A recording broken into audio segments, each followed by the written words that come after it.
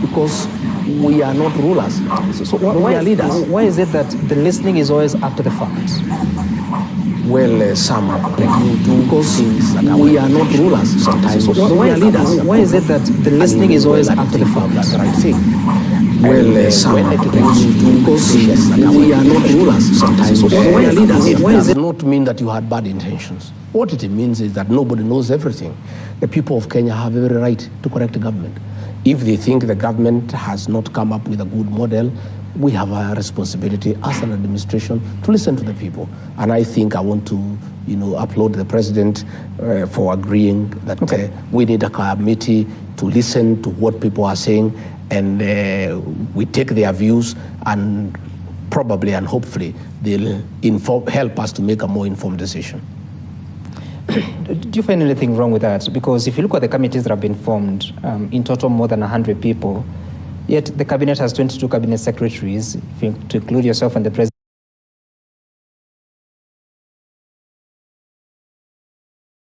and the attorney general and the secretary to the cabinet. That's 26 people. Now the committees are more than those, yet you're the policy-making organ. You make decisions or you endorse decisions that eventually go afoul against the people, and they have now to use taxpayers' money to correct those mistakes. What's going on? The benefit to interrogate what the cabinet did against what the people of Kenya are saying and advise the government on the best way of going about it. Now, we understand the president is leaving the country tonight. Are you aware? I am told he is leaving the country, but I'm not aware of the time. So I've not been informed as of this evening. Has he briefed you? No, I have not talked to him today. But he's leaving. Well, he'll talk to me in his own time. You're his senior most assistant. I've not been informed as of this evening. Has he briefed you? No, I have not talked to him today. But he's leaving. Well, he'll talk to me in his own time. You're his senior most assistant, principal assistant. Yes. And you do not know? As the time he's leaving, I'm not aware. Did he tell you he's leaving? I have not talked to him today.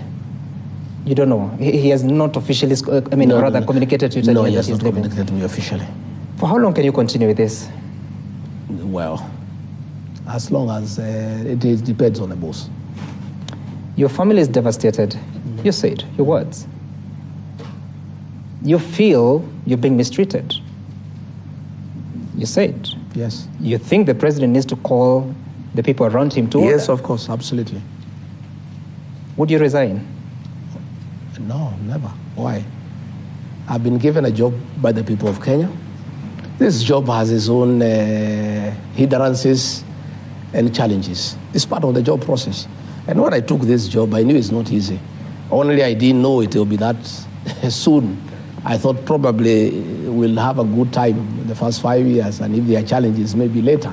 It's only that it has come sooner than we anticipated, and we had been given a commitment that this will not come. But now that it has come, we live with it. Okay. We'll just work. As we close, the governor of Nairobi feels that for you to say you're introducing him to the people is wrong, because the same people had voted for him as senator. What is introducing him to the people? Well, you should ask him why he called me to go with him to the people. Because he needed them. And he asked me to go with him. I did not invite myself to the campaign meeting. If I had no value, he would not have asked me to go with him. There are those that are asking that if the Deputy President of the Republic is championing for the issues of Mount Kenya, who is supposed to champion for issues of other regions? Should they get their own Deputy President? The Deputy President of the Republic of Kenya had a meeting here discussing matters to do with Northern Kenya and Northeastern Kenya for a full day. That is not Mount Kenya. The Deputy President of the Republic of Kenya was in Mombasa at the agricultural show. That is not part of Mount Kenya. The Deputy President of the Republic of Kenya has been to Kajiado to work on agriculture. That is not part of Mount Kenya. How many meetings have you held in the Northeastern? I have been to Northeastern more than 5 times.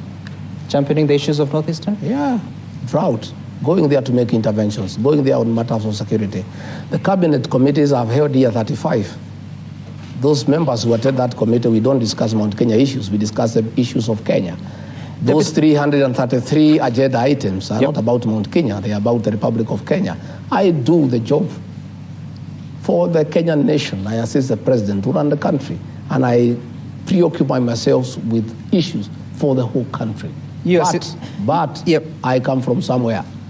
And where I come from, where they have issues that they want articulated in high levels of government, they ask me to do it, and I always do it, and I'll continue doing it. You assist the president deliver on his mandate, but he doesn't tell you what he's doing, including tonight. You don't know what time he's traveling. But what is important are the duties that he has given me to do, and I'm doing them. Okay, all right. Now, Deputy President, last year you promised, alongside the president, that you're going to do something called austerity measures. You're going to cut on travel budget. But in actual sense, the executive, the national executive, has increased his travel expenditure by 7 billion shillings. Your own office has grown from 103 million shillings the year ending June 2023 to now report 556 million shillings. That's a lie. It is the report of the control of budget. No. I saw it in the press, and I did not want to dignify it by way of reply. My office doesn't have a budget of 500 million for travel. And that is, I'll be able to give you the estimates tomorrow. My budget is below 200 million. I'm not sure it's 100 and something. And it has never been 500 million. That's a lie. It's something that was put there to try to put my office in bad light. How so? I don't know who was calling to question the report of the control of budget. Yes, that one I want to say, and I'll be able to give you that information tomorrow. On Monday, tomorrow is Saturday, I'll get what is the budgetary allocation for my office for travel for 2023, 2024, and for 2022. I'm not talking about the budgetary allocation. I'm talking about the budget implementation report.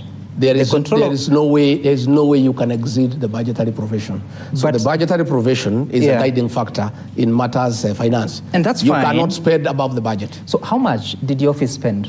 In terms of? In the year ending 2020. I am not sure. I am not sure of the details because I'm not an accountant. I'm not the accounting officer.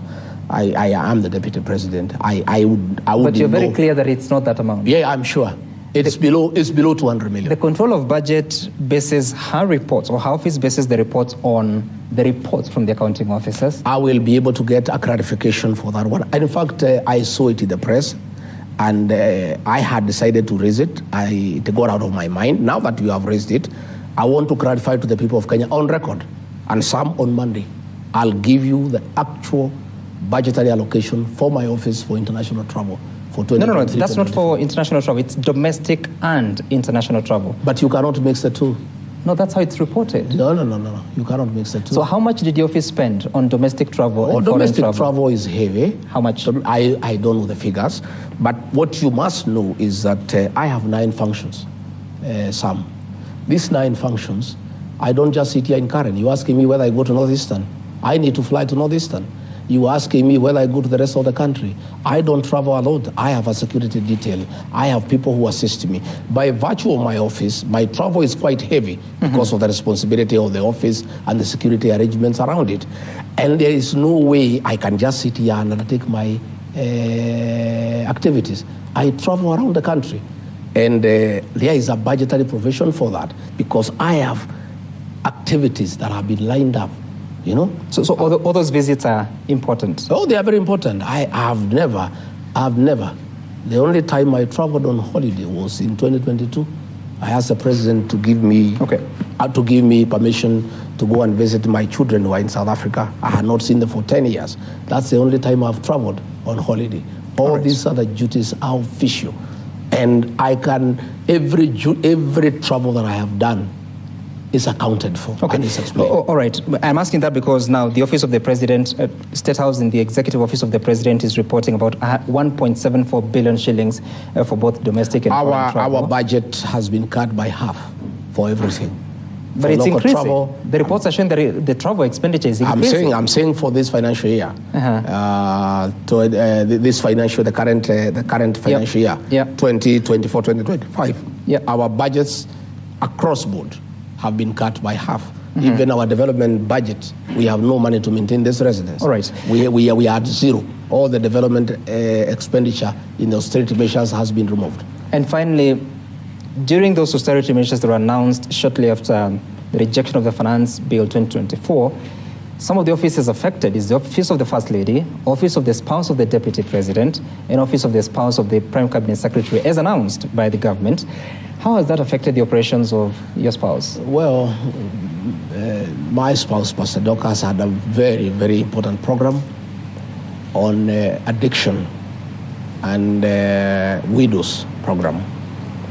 And I must commend her. She did a fantastic job. She has helped hundreds of children who are addicted and successfully rehabilitated them and gotten them into income-generating projects and really changed many lives. And her work was supporting my work in terms of eradication of illicit brews, and how she was dealing with those who are already patients in terms of addiction. That program, of course, has adversely been affected. She had very many camps that are now having challenges because they don't have funding. But we are appealing to many well-wishers. I am personally putting in a contribution from my salary. We have many well-wishers who are supporting her, and shortly we'll be having a major funds drive to ask the people of Kenya to support that program, because she cannot send those children away. Those are children who need help. Those are children who are sick. And the fact that the government cannot fund that program anymore does not mean that those children will be left unattended. Was that decision a good one? To cut? In my view, I don't think it was the right decision, but that decision was made and we accepted it. Did you speak to the president about it? We cannot argue with it. But I can tell you, the program my spouse was doing has the support of very many Kenyans. She has assisted many children who would have been destroyed, who would have died, and given them a second chance. She had had opportunities to go even for weddings for people who are previously addicted, have abandoned alcohol, and have found somebody to marry. It's such a successful program. It's unfortunate that in all these measures, the budget for our office was scrapped, but we are not complaining.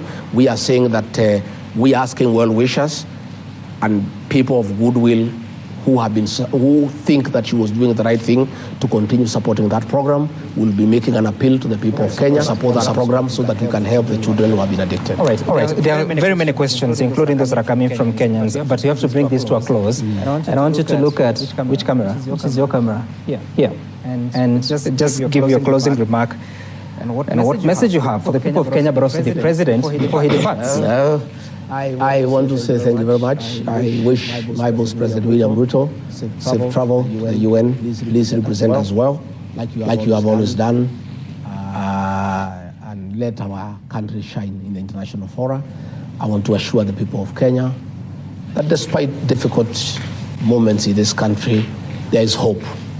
Kenyans are very prayerful people, and I know that people are very patient. They endure a lot, and there's a lot of resilience. Looking ahead, I see a bright future. Difficult as things are, I think there will be a good future for this country.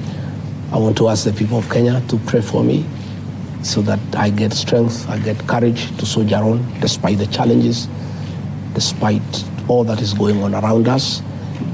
These are challenges that have been seen by other people there before, and I'm sure I will overcome them. We believe in the power of prayer. I want to assure the Church of Christ that I support their programs. We had an MOU with them. I believe in the freedom of worship. I believe that we should let the church regulate itself so that they can be able to carry on with the good work that they are doing without too much interference. Otherwise, I want to thank the people of Kenya for listening to me. I want to thank you, Sam, for coming over. And I look forward. And I also be looking for me. I'm the one who look for you. I had some people asking, why doesn't Gachagua do national television? But you guys don't look for me. The people who do the people who do the vernacular stations are always looking for me, and I'm always available. Sam, we have been looking for you for a no, but you are saying I'm the one who look for you. Please look for me. This time around, yes. Please look for me. I am available, and many people, were doubting my capacity to express myself in the English language. You remember to the run-up of the election, many people, had very low opinion on my level of education and power of expression, until I went to the running mate debate, and then they knew that I know something. So please be looking for me. Sure. I have a few things that I know, Right. and I can express myself. You know, some are saying that Kimani Ichung'wah smoked you out. He didn't. He didn't. He didn't. There's things that I needed to discuss. I don't respond to those politicians. I will never dignify their insults by responding to them. It's not just those politicians, it's the leader of majority. I will never dignify their insults. I am a self-made man. I do things at my own pace. I had issues that I wanted to address. Okay. Especially I wanted to address the issues of my office because people are trying to create an impression that I just politic. I have a lot of work that I do. I have a lot of work that I have done for this country. I'm a very patriotic Kenyan. And those who try to put for me a tribal tag, Right. they will be sorry. You know, the other day I went to Nyanza. I got a hero's welcome. You know, people thought that I'm only popular in the mountain. And I really want to thank the people of Nyanza for the love and compassion they showed me. I was amazed and I was excited. I went to Kisii. I got a very good reception. I went to Masaini in Kajiado. I got a very good reception. I am not a tribal leader. I'm a national leader. Okay. And many Kenyans are happy with me because I'm truthful. And that's why you see where I go, I get very good reception. Okay. I'll be all over the country. I'll be traveling all over the country when doing my work, executing my mandate, the one that I've been given by the president. And when the president asks me to do a specific duty, I'll always be there. All right. Even on my own, I'll also be traveling around the country and I'll serve the people of Kenya equally. Despite the fact that there is becoming quite expensive, both the county and national government spent up to 45 billion shillings in the previous financial year. Well, you must go to the people because it's about them. All right. You owe them service. All right. And you cannot serve them from Nairobi. You must go and talk to them. You must go and listen to them. You must go and explain to them what is it that you are doing. Deputy President, thank you so much for engaging us to talk about the state of affairs and what is happening within the politics of the country, of the mountain, but also within the administration that you also sit in. This has been a conversation with the Deputy President, His Excellency Rigathi Gachagua. Up next is News Time on Friday night. My name is Sam Gituku. Good night from here.